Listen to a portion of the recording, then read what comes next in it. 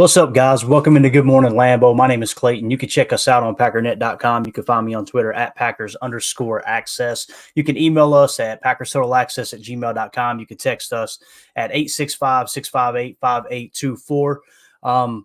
Rolling solo this morning, obviously. And, of course, when we go live, get an eyelash in my eye. You know how that goes. So we're getting this thing started off right here early in the morning. I just want to say hi to everybody in the chat. Appreciate y'all dropping through, hanging out with us. We'll have Jacob joining us here shortly. He's going to get in here and chop it up with us a bit. Matter of fact, I think there he is right there. Bang. What's up, Jacob? Good morning, buddy. Hey, how you doing? Oh, doing good, man. Doing good. I was just getting ready to say to everybody in the chat here, we had kind of a whole show planned out. We were going to talk a little playoff implications. We were going to talk Packers-Giants game, kind of the betting line, the summary, all that stuff that PFF provides. Michael Lombardi made his pick. It was a good pick, I think. But anytime something's going on in the chat, Jacob, what we try to do with Good Morning Lambeau is we try to let the chat kind of steer the conversation. And there is a lot of Jaire Alexander chatter. So I know someone in the chat said, I don't think Clayton wants to hit on that too much. That is true. But at the same time, when it's a big speaking topic like this and everybody's kind of giving their opinion on it, you know what? You guys steer the ship on Good Morning Lambeau. So that's what we're going to do. We're going to talk about it. Omer in the chat said lots of discontent on Twitter about Jaire. I've seen lots not pleased with him, it seems. We're going to get to some of those comments. I've actually got a couple. As you guys were chatting in here and I was getting the show ready, I said, you know what? Let's screenshot a couple of these comments, what he's talking about. The clean ones, of course, right? Like right here, I think it was Doug that said it. Doug says, Jaire is a fine topic for us here in the chat. I don't think it's a place PTA wants to go right now.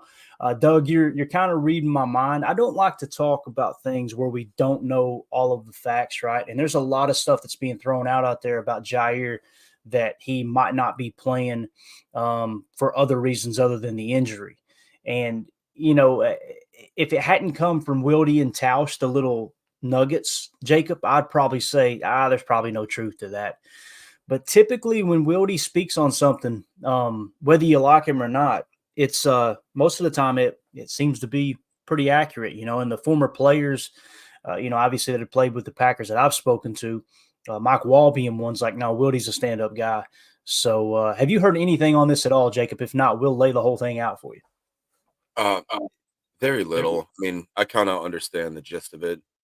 I don't know what to think about it. I'm definitely one that's been on a very Jaire has not been the Jaire, in my opinion, that's the highest paid cornerback in the NFL, or even anywhere near that. To me, it just seems that when the dude got paid, he started getting very, I don't know what the word is, man. I don't want to say he's soft, but I remember Jaire of old. I remember watching him his rookie year, his second year, third year, when he was very willing and able to come up, especially against the run, throw his shoulder down, throw his head down. I know that now that there's different ways that the NFL has stopped guys from going low. I know that. So, Right. And he's had injuries, and I know that once he makes the money, he wants to start protecting himself. But I don't know, dude. To me, it doesn't seem like a guy that's ready to. He's definitely not. I think that on one side of the spectrum you have Jaire Alexander, and then on the other side you have Rashawn Gary, and the two of them have just operated in completely different ways.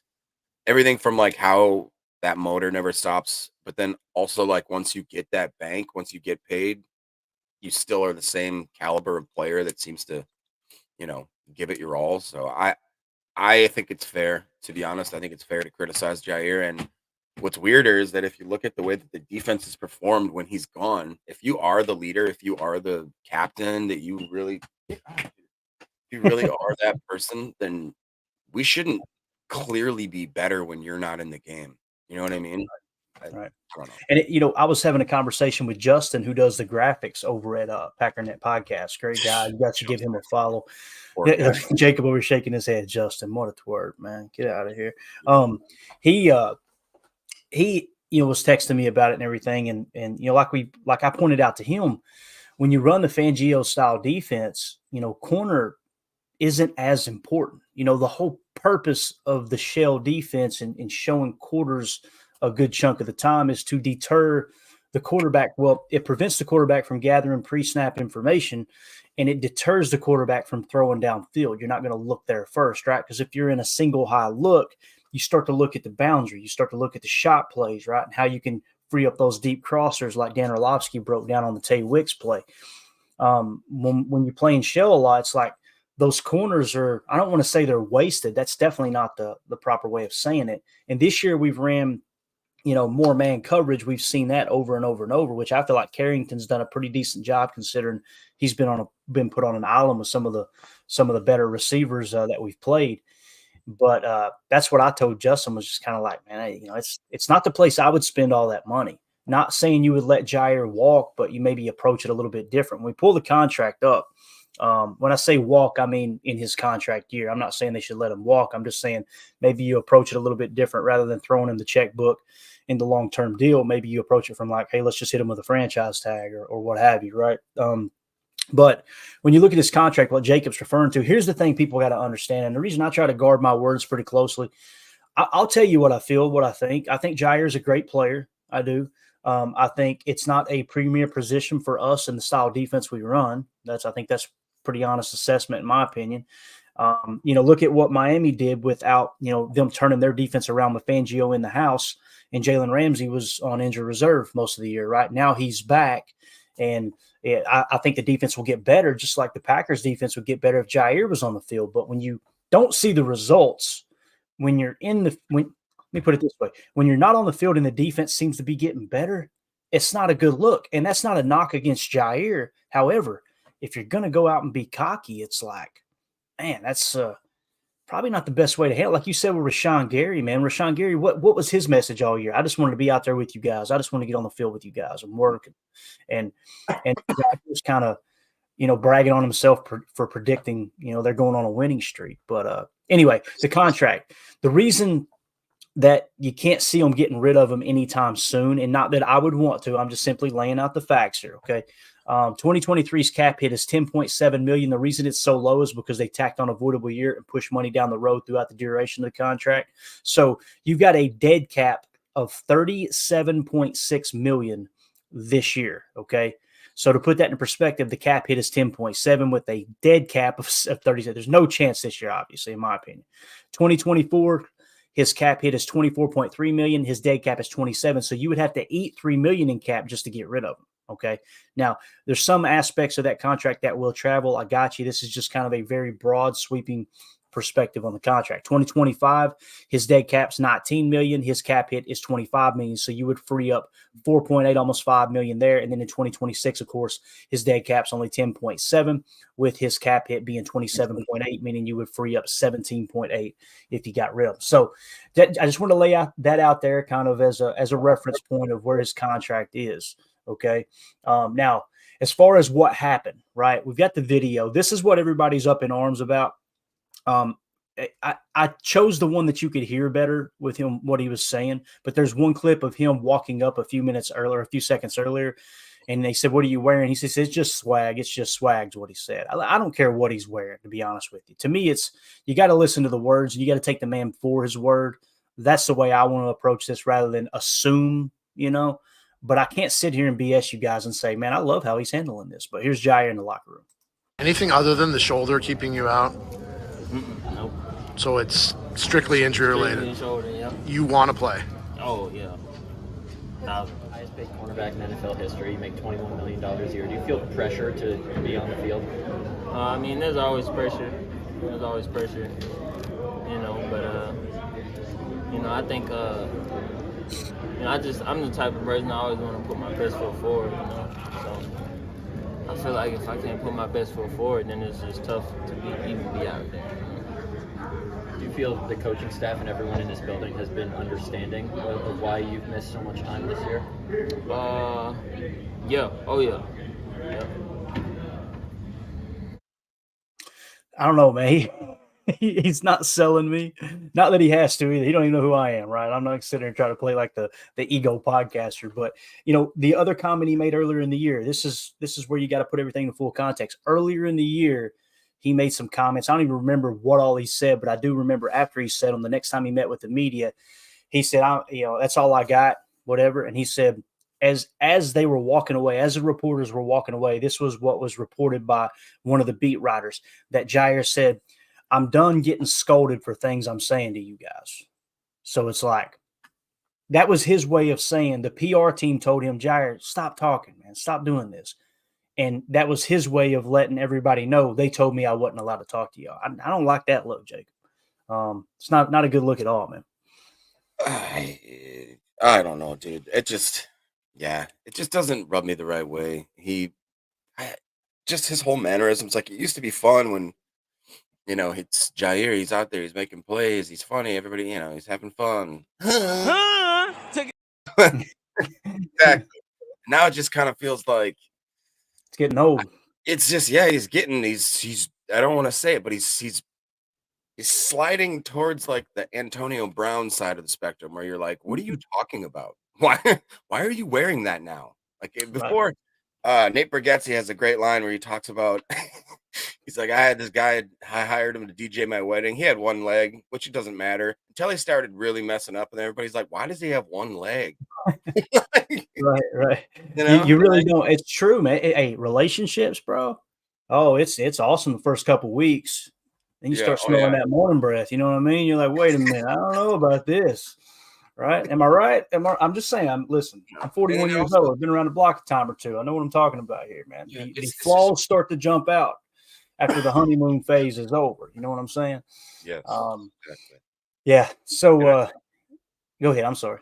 It's just a weird mentality to think. I mean, any one of you guys, imagine if like you didn't go to work for the last like 3 weeks, whatever, you showed up and you're like, I don't know what to tell you guys, but this place it's been running smooth. We have the most efficient product line we've had in weeks. And then you're like, now I want a raise or I'm not coming back. You know what I mean? Like, it's just weird. It's just a weird line of negotiation. Like I don't like the situation, I'll be honest. And you would have told me at the beginning of the year that going into whatever week we're going into now, that, our cornerbacks are pretty solid and I'm not really worried about them. Oh, by the way, we don't have Jaire Alexander and we traded away Rasul Douglas. I would have been like, you're BSing. Come on. The Rasul Douglas thing, I would have never imagined. Just from an actual standpoint, was like, man, I remember thinking and saying over and over and over, man, what a deal we've got on Rasul, man. We got him under contract for a couple more years. This is awesome. Like, he's legit a starting caliber corner, right? For pennies on the dollar, less than 10 million cap hit. That's what Mike Wall was pointing out. Like, where are you going to find a corner that plays at that level for that kind of money? But, I digress. We've beat that horse till it's blue. Doug in the chat says, I don't think a lot of cornerbacks are great against the run. Great cover corners like Jaire should be hurting running backs towards linebackers and safeties unless they're the last line, in my opinion. I think there's a lot of truth to that, Doug, but at the same time, Jalen Ramsey will tackle. The corners that you pay that kind of money to, and you say the great cover corners, he hasn't been a great cover corner the last 2 years. I know a lot of people don't want to accept that. Don't take my word for it. Go watch the tape and watch him biting on double moves. Go watch the Washington tape last year where Terry McLaurin ate his lunch with the game on the line. Go earlier in the year when he blew some coverages, right? When he was healthy. Now, that last game he played in, man, he looked like peak Jaire. He was elite. But I think it was the Rams game, maybe. I can't remember which game it was. But, yeah, it's just not a good look for him, man, for sure. Doug in the chat says, one of the coaches said Valentine and Johnson Jr. were at the facility studying film at 8 p.m. earlier this week. That's what I'm talking about. That's what you're looking for. Doug also said, and Watson's comments were great too. He wasn't satisfied with team medical. He spent his own money. I think he said tens of thousands of dollars to try to figure out his early season hammy issues. I don't think that's typical. Another good example of, one player there's rumors swirling around him not wanting to play, and it has nothing to do with the injury. And you got another guy who's spending tens of thousands of dollars to do whatever he can to get on the field as quick as possible. It's just, you're starting to see who the real leaders are, is all I'm saying, in the locker room. Carly Ray said, did anyone see Jaire's locker room interview? What was he holding? Some sort of championship belt thing, and why? And then that's obviously the video we just showed. Derek K says, because he predicted to run the table, so he thinks he's the champ. Now, I got this screen grab here. It might be a little bit hard to see. I'll read to you what it says. All right. This is what he's referring to. Ryan Wood tweeted out, Jaire Alexander knows how to swag and call his shot. Quote, I'm not going to say I'm a prophet, but I called it. I said we were going to win out. Here's the problem I have with that. You want to mess with the football gods? Start talking about predictions. Start talking about, we're going to win out. We're going to win out. Bro, you haven't been on the field in several weeks. Like, what are we even doing here? And forget Jaire for a minute. Think of the pressure that comment puts on his teammates. Like, that's just how, maybe I'm being a baby here, but that's kind of how I look at it. Like me, I would want to build my teammates up, not put extra pressure on them. I would rather sneak up on opponents, right? You got a big trap game coming up, Jacob. I mean, we're 6-point favorites in this game. And we know the NFL stands for not for long when you lose those kind of games. Like, there's a legit shot that this could be a trap game. The last thing you want in your locker room, let's look at it this way. Let me say it this way. Jaire's message is, I told y'all we are going to run the table. Matt LaFleur's was, the reality is we're a 6-6 team. Do you think they're on the same page? Sure don't sound like it to me. And when you speak to the media, whether you're a coach, an executive, or a player, you're speaking to your teammates. You're speaking to the team. You're speaking to your staff. So what Jaire, I don't know. I just don't like the added pressure. That's just me. You know what it reminds me of too? It's like I like players when they're cocky in smart moments. You know what I mean? Like a chess game. Like I remember playing, and there were certain people that when they were good at talking smack at the right moments. Otherwise, it just got like, it wasn't that it was even annoying. You're just like, I'm not really afraid of you anymore. You're just a showboater kind of thing. For instance, do you guys remember against Seattle when wasn't it Matt Hasselbeck, the old, we want the ball and we're going to score?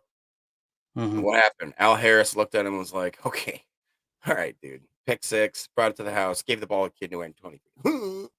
Yeah. It was wonderful. So Brent in Indiana said, to be fair, the run the table comment was before the Steelers game. Absolutely it was. But him coming out and saying it again, let me ask you guys a question. The Giants locker room right now, any other team we play, the Bears locker room, week 18, that most likely could come down to deciding whether we make the playoffs. You think they're looking at that comment going, they're overlooking us? What happened to the Lions on Thanksgiving? They got too big for their damn britches. The Packers went out there and smacked them around, right? The Chiefs kind of a little bit of the same thing, right? So, again, I'm not saying people shouldn't be able to say what's on their mind. But as far as that, you're correct. He did predict it before the Steelers game, but he's kind of going out there and, I was glad it finally stopped getting talked about. And now he just brought it right back to the forefront. So, again, you got to ask yourself, forget Clayton for a minute. Forget the redneck podcaster, all right? What do you think the coaches feel like with Jaire making that comment? Because I know there's some people that are going to be saying, well, he's just showing he's confident in his teammates. I would love to have someone ask Matt LaFleur, hey, what do you think of Jaire's comments? Because I guarantee you he's probably just going to go, I'm just focused on the Giants, and he'd move on, right? He may tote a little bit of a line and say, well, yeah, you want confidence in your teammates. I don't know, man. It's just I don't think there's necessarily anything crazy wrong with it. It's just you guys bring it up. You wanted to talk about it. This is my opinion. If you're asking me, would you rather him say the comments or not say the comments? It's really that cut and dry to me. I'd rather him not say it. So if you're one that go, no, I'm glad he said it and I hope he says it again, cool, man. We can agree to disagree. It's totally cool, Let's see. Doug in the chat said Ian Rappaport called him out on it. Something like, oh, really? So that's interesting. I didn't see that. I like Ian too. I think Ian's a good insider. Nick McSwain said, why wouldn't he want to show them he believes in them? LOL. Again, man, I don't think there's a coaching staff in the National Football League that wants a player that's on IR that's the highest paid at his position in the entire National Football League per average, salary per year, going out there putting extra pressure on his team and putting a bullseye on your back saying we're going to run the table. I just don't. When your back's against the wall, like when he said it in Pittsburgh, right? I get it. It makes sense. You're trying to get a spark. I believe in my guys. When you're on a little bit of a winning streak, let's do this right here. Put your head down and work. Put your head down and work and prepare, right? So, again, I don't think he's sitting out, Jacob, faking an injury. I don't think that's the case. I think the truth always lies somewhere in the middle. I think that there is a little bit of discontent between him and the organization based off of what Wildy and the guys said that he shouted that day in the locker room, and with the PR guy right across the room, they said. So it was kind of like a shot at him. I just don't understand it, man. It just seems like you don't. I don't know. It's unnecessary, I guess you could say. Carly Ray in the chat says, cocky like Bakhtiari giving the bird in the Bears game. Another good point. Laying on the sideline posing, ain't been in a game since. Like, what happened? You know what I mean? Like, I don't know, dude. It's yeah. Let's see here what NFL Pack Boy says. We a young team. Somebody needs to talk with that confidence. That's another way of looking at it for sure. Pack Boy, no doubt. It's definitely obviously it's a fascinating conversation. You guys wanted to talk about it. It's definitely being talked about. As a matter of fact, it's being talked about a lot on Twitter. This is from Ryan Wood's tweet, and I just snapshotted this real quick. If I can get it to stay up here real quick, let me hide this comment. Appreciate you dropping through, Pack. Boy, good to see you, man. So off of that tweet about him saying, I told you I'm a prophet or whatever he said, this was the comments. The first comment said, bro, you haven't played in the last 3 games. And to be quite honest with you, the rookie cornerbacks are playing way better than you have in the last year or so. Brian Anderson said he should just worry about getting back on the field. ASD says, how about you just get healthy and see if you can contribute? Raz says, we've literally won all the games without you. Laughing emoji. DGG says, LMAO without him out there. Without him out there is what he's saying. Talking about his comments. Yeah, we're running the table without you out there. Caden says, how can you not love this man? There's a positive comment, right? And then Skeeterbot says, one of the most unlikable people in the league. Now, we don't even know if he's a Packer fan, right? It could be a Bear fan in their trouble. So just wanted to kind of put our finger on the pulse. You see there's like 5 or 6 negative comments and 1 positive comment. I think that's a pretty good, I don't know, filler on how the fan base kind of sees it. But I don't know, Jacob. Maybe we're looking too much into it. I will say this.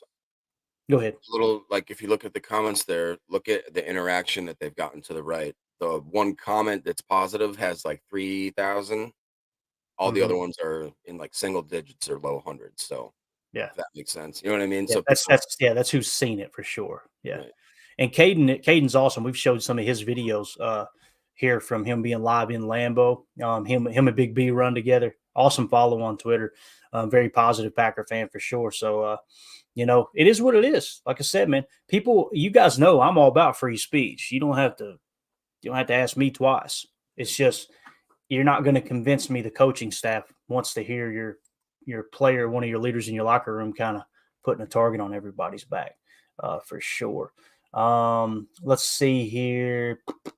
Let's see what Samantha says. Samantha says, I love what Aaron Nagler had to say about Jaire. He's very knowledgeable about what's going on with the team. It was on 97.3 The Game Milwaukee YouTube channel from yesterday. What did he say, Samantha? If you could, he's paying you to do this. Yeah, is that Nagler's burner in here? No, I'm not a whatever. Let's see here. Brent in Indiana said, I trust someone in the locker room every day. Nagler isn't. He knows about as much as us. Okay, we're not going to turn this into a Nagler roast fest. All right. I should have read that before I posted it. We can all respectfully agree and disagree. All right. We're not here to put anybody down. This show's about building people up. But again, you guys bring it up, so we're going to hit on it. That's why we did it. Let's move on to the next topic here. First things first, let's just do a quick rundown, Jacob. The standings, bang. Obviously, the Packers are sitting in the 7th seed. We won't go through all of them. The most important thing you need to know is the Vikings are just ahead of them at 6-6 with that tiebreaker. You got the Packers at 6-6, and you got the Rams at 6-6. Above them is the Cowboys at 9-3. Going to be hard, I think, to pass the Cowboys up with the way they're playing. But with that being said, the Falcons are in sole possession of the South. That's what we wanted to happen there over the Saints. So that's played into our hands. Now, the games you want to watch for in Week 14. Panthers at the Saints. We still want the Saints to get beat down. I know we're ahead of them in the standings, but we want those teams. We don't want anyone sneaking up on us like we've sneaked up on other teams, right? So the Panthers will go to New Orleans. They play that game at 1 o'clock. We want the Panthers to win that game. The Rams will travel to Baltimore, 1 o'clock game to play the Ravens. We obviously want the Ravens to knock them down the standings a bit. The Falcons and the Buccaneers will meet up in Atlanta at Mercedes-Benz Stadium. We're rooting for the Falcons in that game to beat the Bucs simply because, you could probably say you could root for the Bucs there as well. That's one that probably doesn't matter as much with the record so close. But with us having the tiebreaker over the Falcons, you don't want the Bucs kind of sneaking up on us too. It gets a little bit wonky when you got 3-4 games left, right? 49ers over the Seahawks for the 4:00 slot. We definitely want that to happen to beat the Seahawks on down. We want the Raiders to beat the Vikings in the 4:00 slot to help us kind of secure a little bit higher seed if at all possible. There's a good chance that if things play out the way we hope they play out, the Packers could be playing the Lions in the playoffs. That there's a good chance that happens. So I think we feel a little more comfortable playing in Detroit than some of these other teams for sure.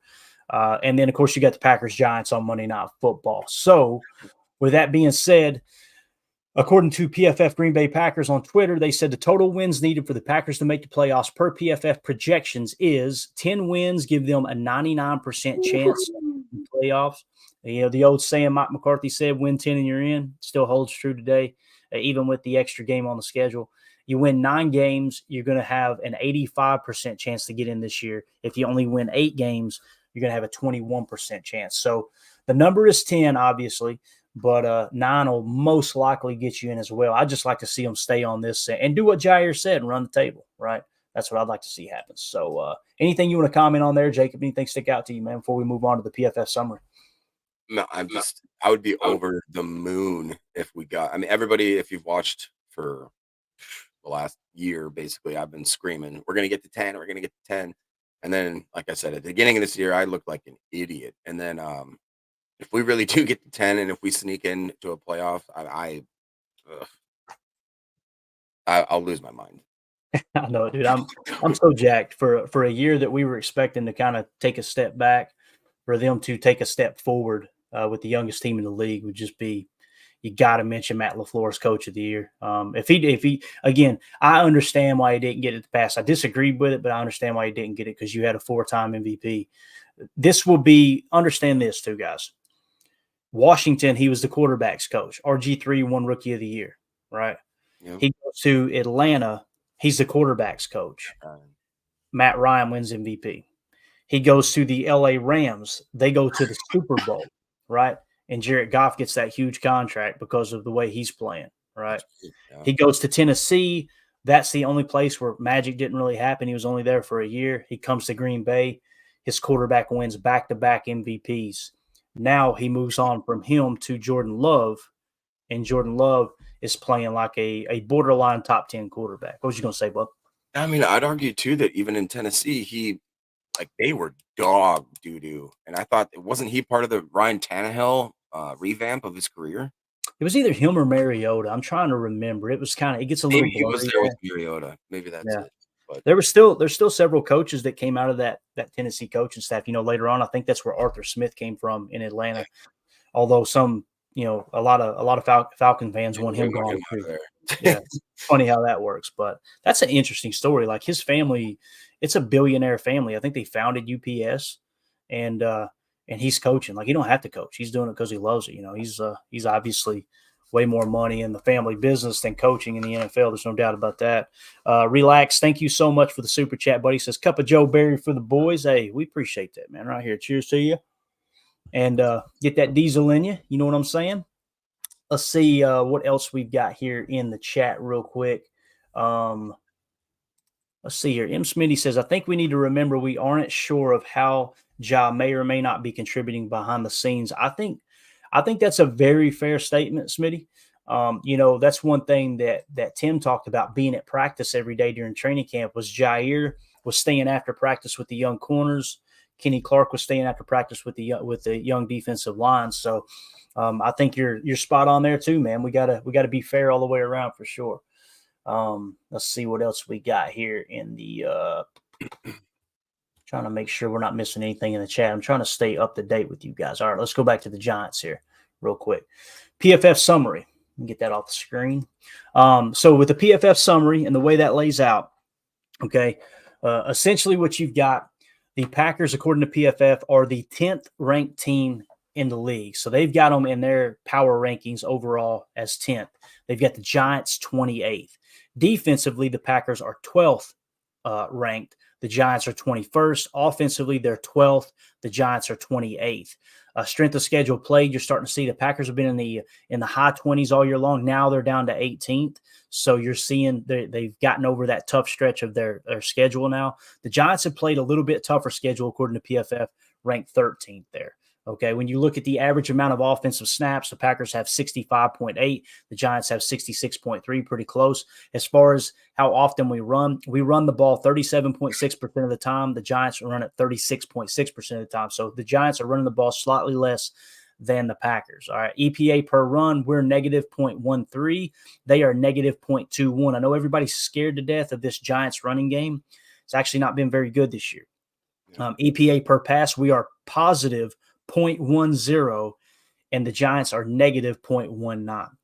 So if you combine those two stats there alone, Jacob, when you talk about the EPA per run and per pass, you stop that run. The running game has been worse than the passing game in EPA. Expected analytics there. I think you put them in a situation where they have to pass the ball. It's just as bad as when they have to run.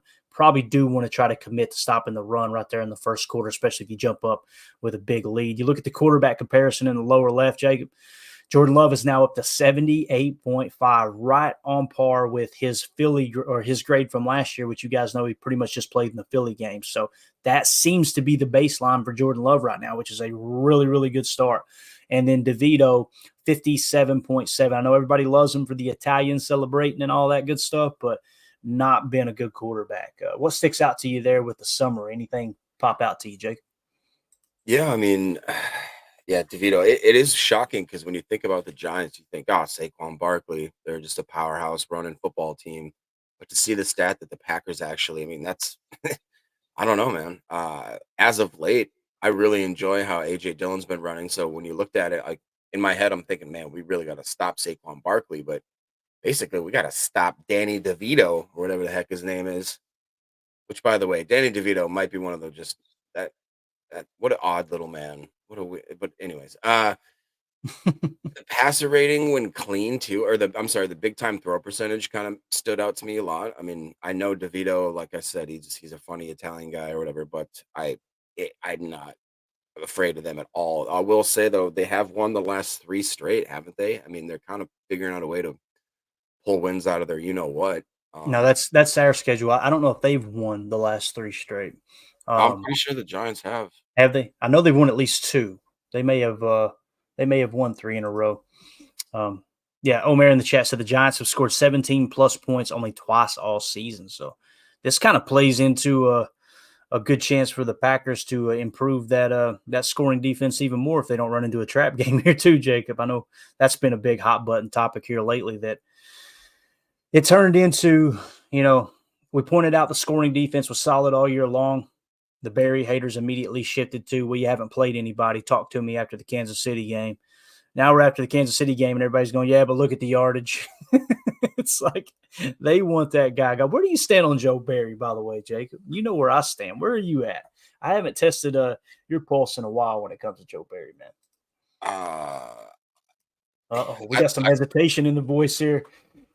No, it's just because, I mean, like, if you look at the numbers, I think that you can't argue that he deserves to keep his job. I don't know if he will because public opinion is going to absolutely go nuts if they don't get rid of him. But I mean, arguably, isn't he a top 10 defense in certain aspects? And it seems like they've been getting better.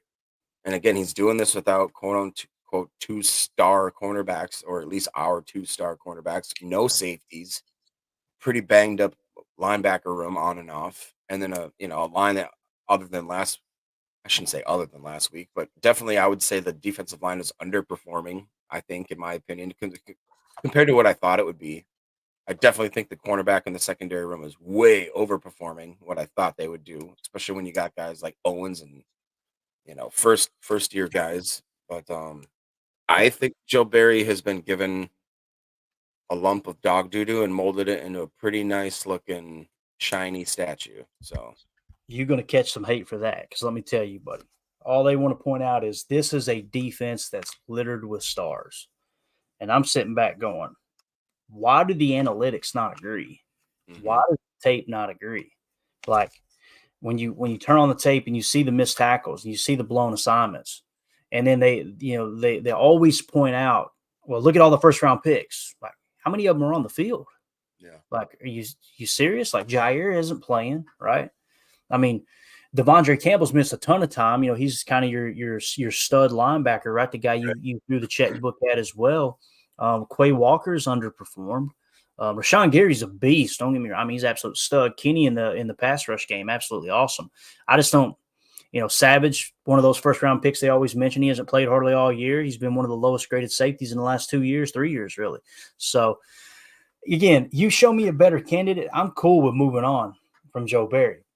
But I don't like the idea of picking some young, unproven, future coordinator, installing a new defense, installing all the new terminology, and taking a step back. I really don't like the idea of that. Carson in the chat says Giants have had 3 weeks straight without losing, but they had a bye week, so they've only won 2 in a row. Gotcha. So they've only won 2 in a row right now, which that's still, they've been pretty solid here lately. Deadfish says the Giants have won 4 and lost 8. I think you usually win time of possession when you win the game and lose when you lose the game. Odd stat to me here. Let's see what else we got. Omer in the chat says 9 takeaways in those past 2 wins for the New York Giants, and DeVito took 9 sacks, 2 in the wins. So Rashawn Gary and the boys should eat up front. Jacob, man, it should be they should get after him with that pass rush. As a matter of fact, we got a quick video from Packers Daily I'm going to play that kind of keys in on the pass rush and then talks about, kind of some of the playoff chatter that we've been hitting on. Let's see what we got right here. What's been behind your defense's ability to pressure without having to send extra guys? Really good players. 4th down Detroit, and they're going for it once again. You got some really good D linemen, whether it's RG, Ball came loose. whether it's P, Again they get him. It's Preston Smith. Kenny Clark, TJ, all those guys up front. It's knocked down and complete. There is your dagger. Those guys playing off one another, being unselfish, that is a real value, I think, when you can rush 4, drop 7 into coverage and still get to the quarterback. Plenty of credit to go around for the Packers' success as of late, but let's tip our hat to the defense. During the winning streak, opposing QBs have been feeling the heat to the tune of 24 hits and 4 forced fumbles. Next up are the Giants, who've allowed a league-high 69 sacks. It's a wonderful opportunity, but we still got to earn the right to rush the passer, stopping the run first. That's first and foremost, and then we can get a chance to rush the passer, and we get our opportunities there. Getting back to 6-6 has been fun, but the Packers know there's still work to be done, and it continues on Monday night. We know exactly what position we're in. Every game is like a playoff game for us. We know that mentality. We got to win out. This team doesn't need a reminder of that. Love bootlegs right, throws the end zone. Touchdown!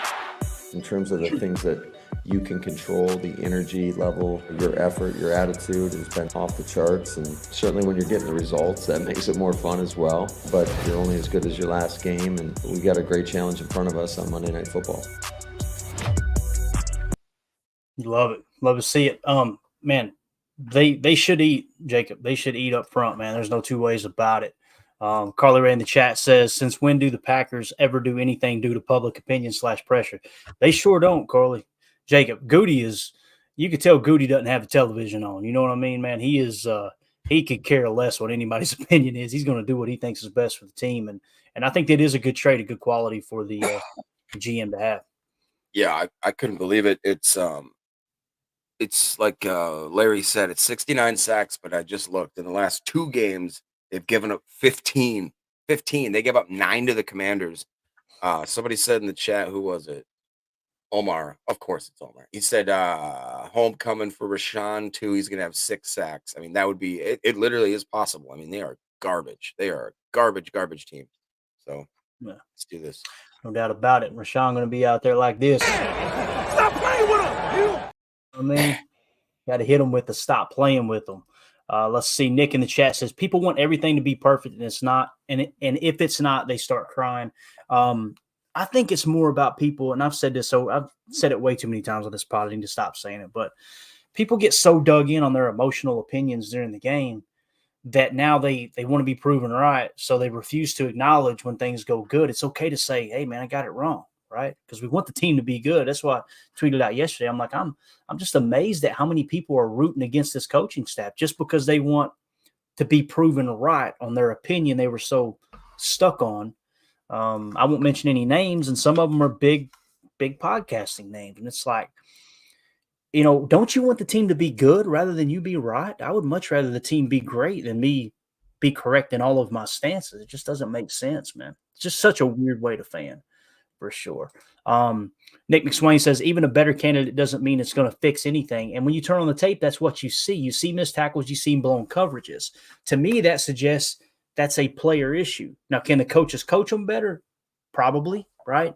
It seems like this coaching staff and the culture that Matt LaFleur creates is geared around putting all the emphasis on scheme and not so much on player development. That's not my words. That's Mike Wall's words, just from the outside looking in. That's what it seems like to him. So, yeah, I think that's a pretty valid comment. Derek K says, and who is contributing like a first-round pick? Thinking emoji. I think they all are at specific moments, but there's just no consistency. You know what I mean? Like Rashawn Gary. I was going to say, I'd argue Gary probably be the only one really performing that way. In the pass rush game, Kenny Clark's a beast in the pass rush. It's just, the run fit game, not so much. Romero in the chat says Packers defense has execution problems. Barry can only lay the blueprint. Players have to play. Absolutely, man. You can't go out there and tackle for them. There's no doubt. Derek K says we should get at least 10 total sacks. I'm calling it. You heard it here. I like it, man. I like the enthusiasm. See, it's okay for fans to do that. You just don't want Jaire going in the locker room saying that stuff. You know what I'm saying? You gotta kind of curb that. All right, let's see here. Next thing, Jacob, as we get ready to wrap up, we're at the 42-minute mark. When you got to hop off here, you just roll, man. Don't even say bye. Another 10, 15 minutes. So cool. Good deal. All right, so this was Michael Lombardi's picks, okay? He does 3 picks every week. Lombardi doesn't gamble, but he's got his own scoring system that he uses to predict lines on games, okay? And he's very, very, very successful with his picks. If you followed along, he hits – I would put his hit rate up against just about anyone in the gambling community. So there you see the record on the season. Lombardi is 22-16 with 1 push, okay? So – he said on Mad Dog Radio yesterday with the great Mad Dog Unleashed, we had our pick segment with Mad Dog having the T-box. Damn it. Russo picks Miami -13, Denver +2.5, Bears +3.5. Lombardi's picks were Seattle +11, Bucks +1.5, and the Packers -6.5. So Lombardi feels really comfortable laying the 6.5 points, meaning they should beat the Giants by at least 7 points, according to Michael Lombardi. Okay, now, typically, you see with the record there, it's normal for him to hit 2 out of 3. Could we be the one that he misses? It's possible. When you look at the green line betting layout here, though, according to PFF, the market right now, like Lombardi said, is 6.5 points. PFF actually has it at 5.7, so a little bit closer. The cash, 58% of the cash is on Green Bay. 66% of the tickets are on Green Bay when it comes to that 6.5 point spread. The money line, the market is the Packers are -308 as far as the favorite to win the game. PFF has them at -231. Win probability 69.4%. And the cash, 55% of the cash, the money line, just the Packers winning outright. 55% of the cash is on the Packers. 53% of the tickets are on the Packers. The over-under is set at 37. I think I might be hammering that over, Jacob. I don't know, bro. I know the Giants have been struggling, but they've got a booty cheeks defense too. So what do you think about those numbers? Anything stick out to you? Yeah, that over-under seems very God, I'd say that now. Watch, it'll be some crazy like defensive battle. Yeah, like 18-7, right? Like I was 9-0 or something weird. Yeah. I really do hate that. This does feel like the old school trap game. You know what I mean? Like it's Right. typical Packer trap game. It's on Monday night. national televised game, a game where, oh my God, the Packers have been being talked up, and finally even guys like Colin Cowherd and stuff are starting to say, oh, what were we doing sleeping on Jordan Love? And now all of a sudden they're going to go in there and get beat by Danny DeVito. It just feels like one of those games. But I would hope that we're not going to allow that to happen. And it will be a good test to kind of see, like, all right, Matt LaFleur, if you are a great quarterback, and if you have, I mean, this is to be a test because, again, it's on the road. Packers aren't great at traveling. Packers have had a knack for not showing up to very big games and the primetime games. So Good point. this may be a bigger win in the totality of the season saving, the season revitalization, but also just like that next, like, this young team. I know we went through so many different stages. We had the first opening victory, then we kind of went into our slump phase, and we went into our real bad phase where people were talking about tanking. Then we went into the kind of the phoenix rising from the ashes, and then it's like, wow, this team may have a chance. Then it's the, oh my God, they're good phase, and then it's lately we're in the, like, the Jordan Love is the replacement. He is the guy. Everybody that was talking smack needs to sit down. He's a possible. I mean, did you see some of the stats that I thought was floating around, that the only other time, there was 5 other times that a Packers quarterback has gotten, if he hits 5 times in a season of, I believe it's 3 touchdowns, no interceptions, and a rating of over a certain percentage, there's only 5 other quarterbacks that had done it. And out of the 4 of the 5, it was Brett Favre for 2, I think Rodgers for 3, and 2 of the 3 seasons, or 4, I think it was 3 of the 5 seasons. It was 2 Rodgers MVP seasons and 1 Favre MVP season. So basically, Bro, Love's in very high, rare air at that moment. Yeah. I usually don't like those real specific stats, but man, there's been so many this year, Jacob, that you can't turn away. You got to sit back and go, you know what? What's happening right now, especially over this last few game stretch, something special is clicking. Either everything's going right for us right now and it's going to come back down to earth, or Jordan Love is the next great quarterback. And I'm not saying Hall of Famer. I said great. I didn't say elite, right? He could be. Who knows? Well, But I'd argue for sure that the last 3 games have been his best of his career, and I would definitely argue that that was during our hardest point of our schedule this year. Probably the 3 hardest games that he's had to play as a professional, back to back to back. And so, like you said, man, if he is starting to ascend as our schedule's getting harder, and now we're dipping back. I mean, let's look. We're going against the Giants, the Bucks, and the Panthers. So if he goes against the Chargers, what do we have? The Chargers, the Lions on Thanksgiving, and then the Chiefs, to go from that stint of 3 games and how he's performing. Imagine if he stays on that level, and now we're going against the Bucks, the Giants, and who the heck else did I say? I mean, the Panthers. Bro, when you hear Jordan Love talk in that Packers Daily video that we posted, you guys go show him some love, retweet that out. It's over on the Packers Twitter page. Go give it a like on YouTube, all that good stuff. Jordan Love is like focused. Jordan Love isn't buying into the hype, right? And I just love that, man. I love it. You could tell he's lockstep with LaFleur. That's what makes Jaire's comments so contrast to kind of the locker room vibe they're trying to create. There's no doubt about it. Let's go to the chat real quick. Then we'll wrap up with just a couple more hard hitters. Like I said, when you have to go, you just go, Jacob. Peter in the chat said, do y'all think Van Ness will get more and more playing time? It depends on the health of the other edge rushers. Preston Smith's playing great right now, man. He's playing way better than Van Ness. So you got to put that into perspective. Why not let Van Ness ease into it even more? Now, listen, I like what I've seen from Van Ness. You see the jersey right here. I'm a huge Lucas Van Ness fan. I love what he stands for. I think he's all work, no BS, that type of guy. He seems like he comes from a good family, all those things. I think he's one of those guys you're going to want, like an Aaron Campman type from back in the day, right? Just somebody who's going to put their head down and work and defend their teammates and do everything the right way. But I don't. The question is, will Gary and Preston stay completely healthy? Right? They like to do a heavy rotation anyway. There was sometimes he was in the game there. I was like, dang, they got LV in here in a crucial spot.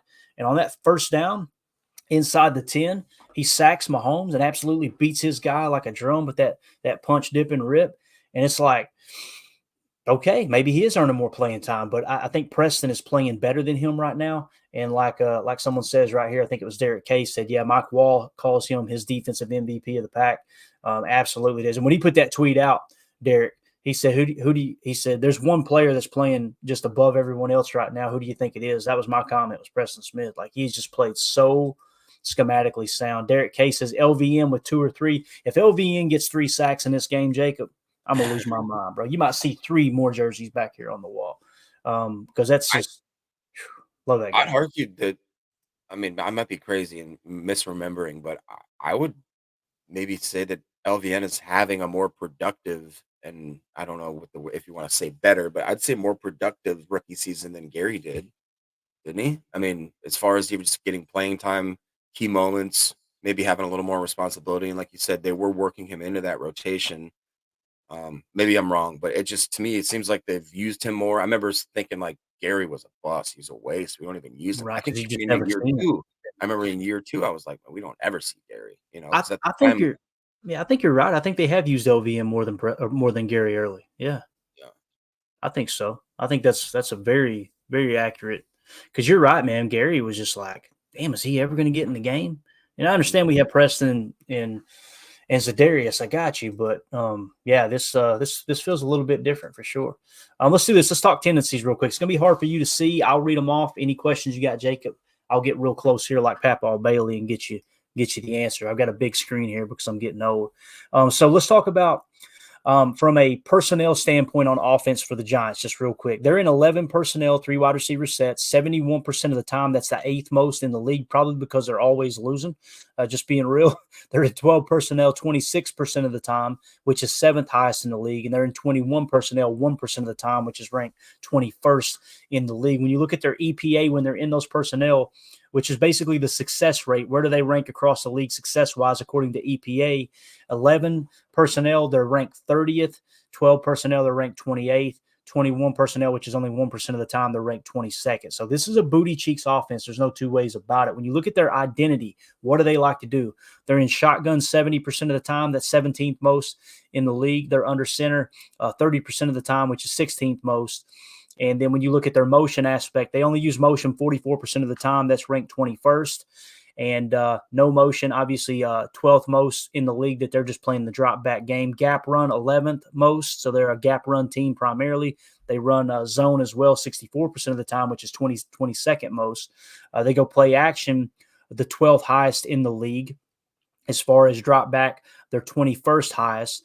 Versus man coverage, they played man coverage the 12th most in the league and zone the 12th most in the league, okay, with how their schedule is laid out. Versus the blitz, 16th most. And then under pressure, they've been under pressure 45% of the snaps. That is the most in the entire National Football League. That's just wild. A short drop. Half the time they drop back, they're under pressure. That's crazy. Yeah, and with that being said, they run short drop, not most in the league. They darn sure ain't going to try deep drop. You know what I mean? Deep drop 14%, 28th most. So when you look at the EPA and all that, what I try to do with the EPA on the far right is I go, okay, what are they good at? Where are they ranked really, really low in the rankings, which means high, a positive aspect. Their highest, guys, is 25th, and that's when they're under pressure. So they're at the bottom of the league in absolutely everything. Anything you want to hit on their offensive personnel wise or tenants or identity wise, Jacob? That's just, I mean, it's bad, man. That is really bad. if Joe Barry isn't throwing. I mean, I do like our typical. I shouldn't say I like it, but I'm used to our bend but don't break mentality and kind of playing a little. I don't want to say safe, and then we tighten up once we get around the red zone. I want Joe Barry blitzing corners. I want him sending linebackers. I want to do stunts. I want to freak this little DeVito out, man. I want Gary to get 6X. I think that's not unrealistic to think that. Yeah, They're bad. They're so bad. Really bad. All right, let's go to the defensive identity. All right. So on defense, they're in their base 34, 27% of the time. You guys know when it comes to base and nickel, dime, all that stuff, 99% of the time, the offense is dictating what defense they're in. They're just going to match personnel. When we come out in 12, they're going to go base. When we come out in 11, they're going to go nickel. When we come out in a 4 wide receiver set or it's a 3rd and long situation, they'll go dime plus, right? Dime, dollar, quarter, whatever. So they're in base 27% of the time. That's 10th highest in the league. Probably means that teams are beating them the majority of the time and just running the ball, right? Controlling the clock. Nickel, 67% of the time. That's 17th highest in the league. Dime, they're 6% of the time, and that's ranked 18th in the league. As far as playing gap run, they face gap run teams, 15th highest in the league. Zone run, 18th highest. You see there's a good balance across the league. teams run both gap and zone. I think every single team in the league does now. It used to be an oddity, but now it's not. What they do on defense, the majority of the time, their defensive identity, right, is basically they play man coverage 37% of the time. That's third highest in the league. When they're in zone, it's only 43%. And that's dead last in the league. So they are a man cover team, right? There's no two ways about it. And when they're in man, their EPA is 16th. So they're kind of middle of the pack playing man. Now, as far as their pass rush, they bring 3 rushers 7% of the time. That's 8th highest. 4 rushers 50% of the time. That's 31st in the league.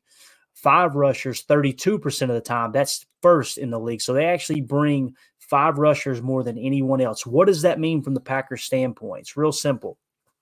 5 rushers means solo blocks unless you keep a chip in, right? Meaning a tight end or a running back to chip. So you're going to see a lot of one-on-one matchups. If Dexter Lawrence doesn't play in this game, I really, really, really love the Packers' chances of jumping out to an early lead. If he does play in this game, you're going to see him singled up on the likes of either Josh Myers, John Runyon, or Elton Jenkins. I think they'll probably bend towards putting him over closer to that 4-eye spot over the right guard and try to take advantage of that weak spot in our offensive line, whether it's John Runyon or Sean Ryan or whoever. Well, they bring 6+ rushers 10% of the time. That's second most in the league. So what you should take away there is they're bringing 5 rushers, the most of any defense in the entire National Football League. They're bringing 6+ rushers, second most of anybody in the league. And it might have been the Chiefs that were first. And we've seen Jordan Love handles pressure really, really well. Now, how often do they hit home with pressure? This is what's sad, Jacob. You're blitzing those guys, 5 and 6 rushers, right? They hit home with pressure only 32% of the time. That's 27th in the league. That is horrible. Now, middle field open, right? Middle of the field close, 53% of the time they're playing middle field close, which means single high safety post-snap, okay? It doesn't necessarily mean that's pre-snap. That's post-snap, end result. What was the play called? They run single high safety, 5th most in the league, middle field open. They run it 31st most in the league. Now, when you look at the EPA rankings, when they are in middle field open, which they do very, very seldom at 30%, they get the 3rd highest EPA. That's probably when they're in their dime look on 3rd and long situations, to be honest with you. Man coverage, their EPA is 7th, so they play man coverage pretty darn well, to be honest with you. That's zone. They play zone pretty darn well. The problem is they run it 32nd most in the league, dead last. EPA for man is 16th. And the other thing that sticks out to me is their EPA when they're in dime plus is 11th, but their nickel is 25th. This screams 11 personnel, 3 wide receiver sets. They're going middle field closed the majority of the time, right? Which means you should be able to attack the boundaries. I'm just telling you right now, look for those play action shot plays, Jacob. It's coming this Monday night. This might be a big game for Jordan Love if they let him wing it around the yard, dude. Mm-hmm. Yeah, I was going to mention that. That to me, and then I gotta run. But yeah, man. I see them rushing 5 or 6 way too often, getting stuck in man coverage, and then our wide receivers. I wish we had Watson. That'd be nice to beat a lot of that man stuff. But Jaden Reed being shifty, Dobbs making moves. I want to see. I bet you Dontavian Wicks. I can see him having a couple really big yards, and I think that Aaron Jones coming out of the backfield, try manning him up with linebackers, whoever else. I don't think that's going to be a great idea. I think that, like you said, Jordan's going to be really kind of. I don't want to say he's baiting him into trying to pressure him, but I think the dude's becoming very confident and comfortable, and I think the best thing is watching him. He's not freaking out. He realizes the pressure. He understands the pressure. He's learning how to stay in the pocket, step up, take another split second to finish to see, is my read coming open? Is that the best way to throw the ball? He's really taking advantage of what the defense is doing and giving him. And I think that they're going to be making a lot of mistakes. Looking at these numbers, I really, really, it is a trap game, but I don't think it's one of those trap games where if we do fall on our face, it's going to be a major blunder from us. I think that we lose this game, the Giants don't win this game, if that makes sense. Yeah. And like Doug points out here in the chat, how big is the Giants' bye as a factor? It's a huge factor, man. That bye week, get those guys rest, get them healed up a bit, and that's extra time for the coaching staff to look at the tape. There's no doubt. Go ahead and jump off, Jacob. We appreciate you, buddy. Run. I'll wrap this thing up, man. Have a good day, man. Don't work too hard. I'll be here tomorrow. I'll see y'all. Right. See you, bub. So when it comes to how big is the Giants' buy as a factor, I think any team is a huge factor, Doug. I think that's a great observation too. I had overlooked that. So just another example of the chat carrying this joke of a program. I appreciate you bringing that up, man. I'm assuming that's what you're referring to. Matthew Perez in the chat said a blowout would feel amazing after all these close games all year. Wouldn't it be nice just to kick back for a game, Matthew, and just go, all right, this one feels, we can enjoy this one, especially if you're laying the points or even, getting a little more aggressive and taking the money line for sure. Let's see here. We got Margin Cron in the chat says his prediction is 23-17. I'm assuming he's picking the Pack. Omer just says yes. I don't know why I marked that one, but thanks for saying yes, Omer. That's probably the one I was trying to hit. Omer says, I think Goot's plan is to give LVM Preston's job next season. It's definitely possible, but, with the amount of money that's tied up in Preston, I think they're probably going to want to keep him around, There's been times that I've thought about, wonder what Preston would do playing defensive end on our 34 base because he sets the edge so well. He kind of handles that run blocking aspect pretty well. Obviously, they disagree or they would have done it sooner. I personally think, I could see what you're saying. Maybe LVN takes the majority of the reps next year and Preston Smith kind of takes the backup role because of the heavy rotation of, you got it, 65% that typically our pass rush has. This year it's been higher at times, it's been lower at times, but typically they average somewhere around that. But that may be the case there, Omer. Doug says, do we get an injury update today for Monday night's game? You should get, let's see, we had Thursday, we had Friday, we had Saturday. The final injury report should be today, if I remember correctly. Today's Saturday. No, it'll be tomorrow, won't it? I'm trying to remember. Correct me in the chat, guys. But we should get the final injury report soon. I've got the most recent one, if that's what you're asking for. We can hit on it just real quick. The only thing that really changed, Elton Jenkins was limited on Thursday. He did not participate on Friday. And then Darnell Savage did not participate with the chest injury on Thursday. He was limited on Friday. And it looks like, yes, Saturday will be the final injury status from practice, if you will. And then we should get the game status. Sometimes when you get the Monday night games like this, the majority of the game statuses actually hit a little bit earlier. That's at least what I've noticed in the past. Don't hold me to that, though. So hopefully that makes sense. And then Nick McSwain in the chat said Barkley isn't good this year, though, referring to someone else's or responding to someone else's chat. Yeah, Barkley has definitely had a down year, but, man, when everything else around you is bad, it's just one of those things. It's weird. If going into the season you'd say Giants versus Packers, you'd say heavy dose of Aaron Jones, heavy dose of Barkley, right?